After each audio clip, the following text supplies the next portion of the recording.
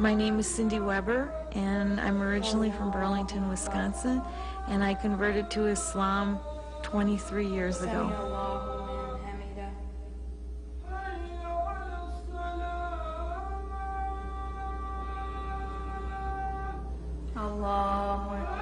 I was raised in the Catholic Church, and I was taught by nuns.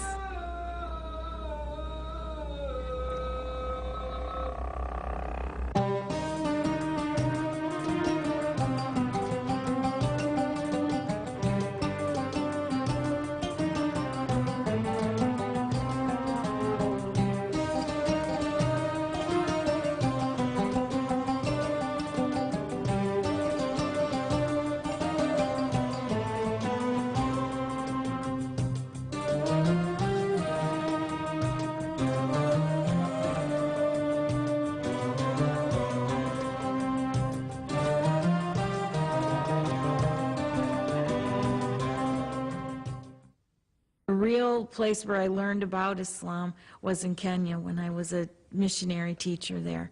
That's where I met and I saw other Muslims and how they lived their lives. This is like the first thing that I noticed about Muslims is that they had a good family life. And I think that was something that I was searching for. In Kenya, the families that I saw there, they were all enjoying each other and like maybe having a meal together. And the contrast for me in America was a Sunday afternoon meant being in front of the TV, in front of the ball game with a case of beer, and it was just like so empty. يقع أكبر تجمع حضري غير ساحلي في الولايات المتحدة في مركز الجزء الجنوبي من البلاد، ويضم مجموعة من المدن المترامية الأطراف والغنية بتنوع الثقافات والأديان فيها، حيث تتزايد أعداد السكان المسلمين فيها بسرعة كبيرة. وهو في الوقت الحالي موطن أميرة وزوجها الدكتور رياض طه وابنتهما لبابة. إنهم يعيشون في مجتمع يستمتع بحياة مترفة في إحدى ضواحي شمال دالاس وتعرف باسم ريتشاردسون. ويعكس عدد من المنازل في المنطقة الثقافة الإسلامية السائدة في الحي.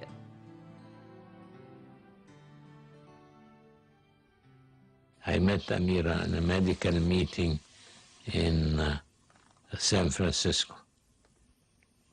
She was at the meeting and I was there, and we decided to get married. I became a Muslim by studying about Islam myself. I did not know anybody from any of those Muslim countries. I just studied Islam by myself and decided I wanted to become a Muslim. And then I went to an Islamic center in Chicago and told them that I was interested in Islam. And then they gave me literature and some books to read. And then I said, okay, thank you. And I took the books and literature, and as I was leaving, they said, wait, why don't you become a Muslim today?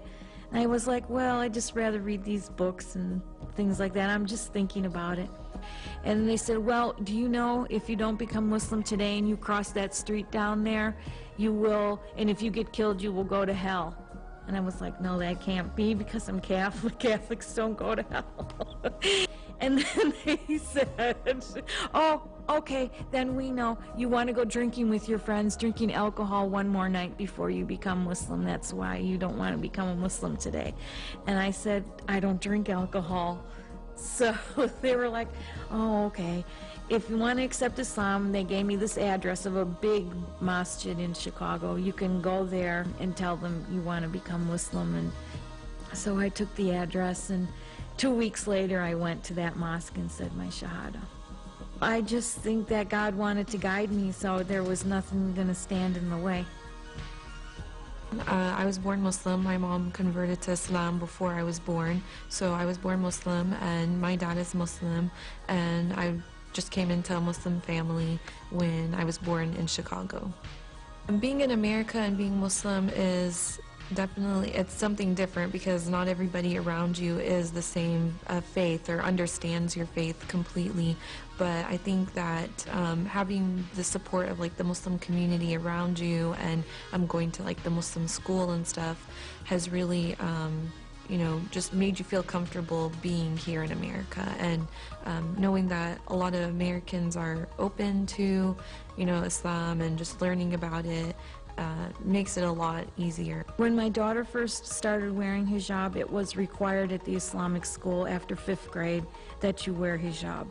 So like all her friends at school were wearing it, and so she just like got used to it. Wearing hijab is just something, you know, that is a process, and that's why I chose to, and just knowing a lot of my other friends also did it, and so just the support of that, and just being out there is, I mean, you get used to it, so it's not anything like really like hard or different or anything. You just get used to it. And when she went from Islamic school to public school, she just kept it on, and she never had a problem. I mean, she was co-president of like Altrusa Club. She's in the Honor Society. It really wasn't a barrier to anything. These are some of my awards.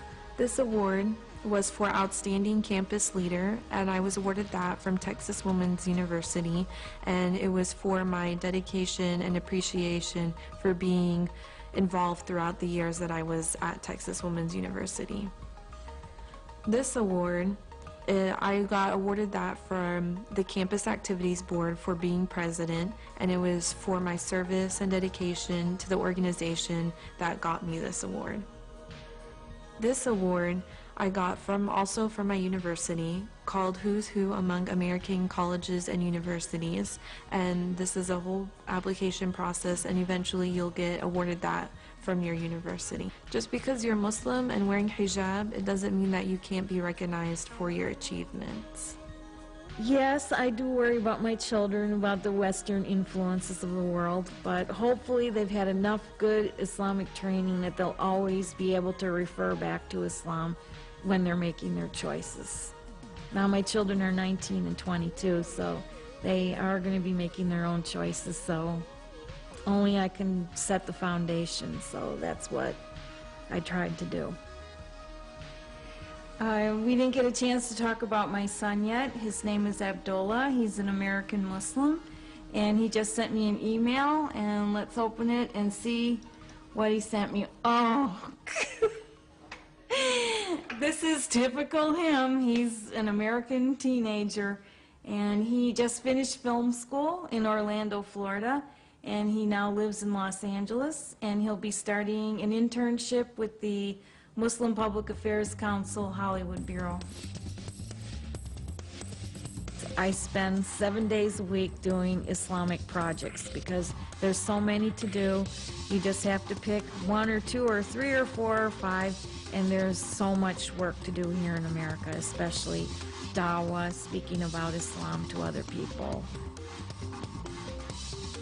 I'm very active in the refugee community because Dallas is like one of the #1 cities that refugees come to. 50% of them are Muslims coming out of the refugee camps, so they understand that they think they're coming to a Christian country, and that's going to be difficult for them to practice Islam here. But when they get here, we're ready to receive them and let them know that it's easy to practice Islam here in America, and they can keep their faith, and they don't have to hide it or pretend something else. This is the center where we welcome all the newcomers, and when I say all, I mean Muslim and non-Muslim.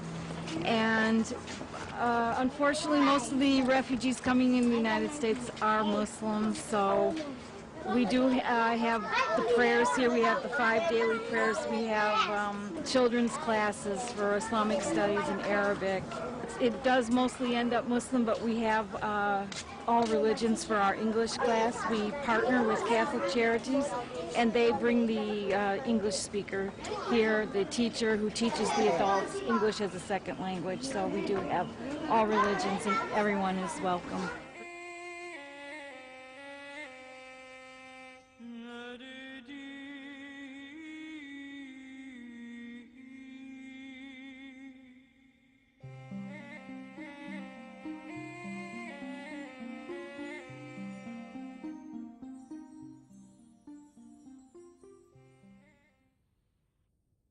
We help them with their apartments, getting things that they need.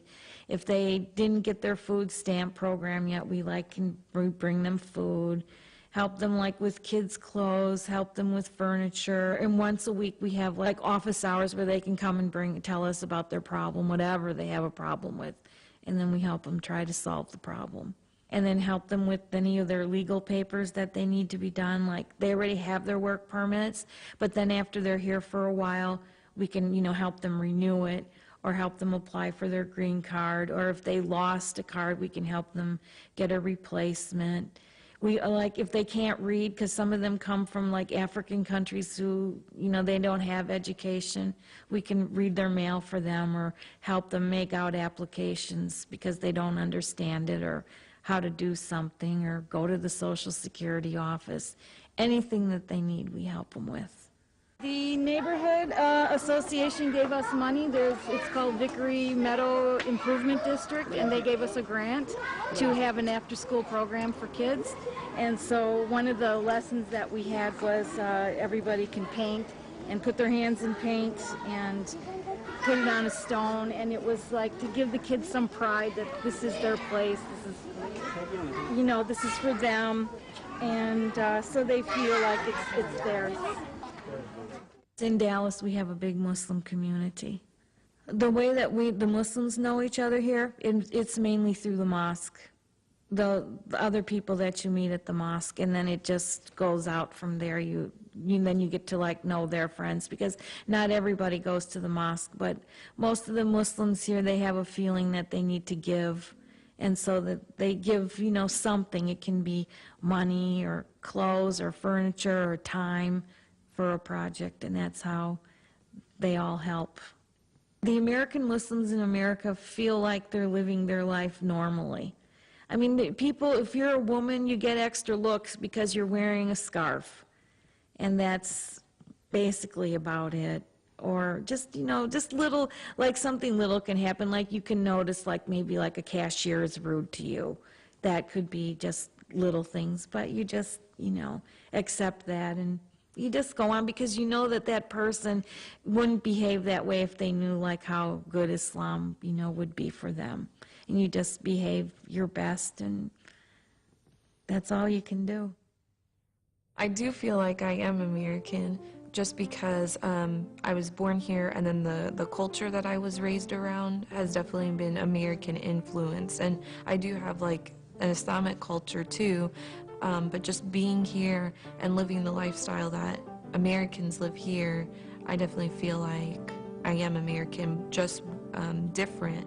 The life of a Muslim is a little bit different. Some Americans would like for enjoyment, it would be getting together to drink alcohol with their friends. And to us, that would be something that we would hate. Just being young, I like to go out with my friends, go to movies or go to the mall or go to a lake. I practice playing violin.